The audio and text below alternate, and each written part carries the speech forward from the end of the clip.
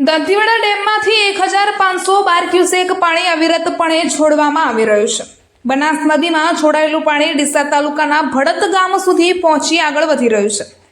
બનાસ નદી પર આવેલા દંતીવાડા ડેમમાંથી ગત તારીખ 18 સપ્ટેમ્બરના રોજ 2 દરવાજા ખોલી બનાસ નદીમાં પાણી છોડવામાં આવ્યું હતું, જે બનાસ નદીમાં આગળ વધી ડીસા તાલુકાના ભડત ગામ સુધી પહોંચ્યું હોવાનું જાણવા મળી રહ્યું છે।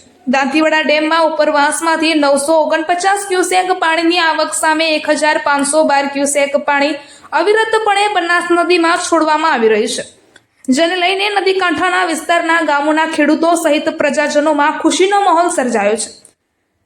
બનાસ નદીમાં પડેલા મસમોટા ખાડાઓને ક્રોસ કરીને આ પાણી ધીરે ધીરે આગળ વધી રહ્યું છે અને સતત દાંતીવાડા ડેમમાંથી પાણી છોડાતું રહેશે તો સ્થાનિક લોકોના જણાવ્યા પ્રમાણે આજે ડીસા બનાસ નદીના પુલ સુધી પણ પાણી પહોંચવાની શક્યતા રહેલી છે। ત્યારે ડીસાવાસીઓને પણ બનાસ નદીનું પાણી બનાસ પુલ સુધી આવે તેનો ઇંતજાર જોવા મળી રહ્યો છે।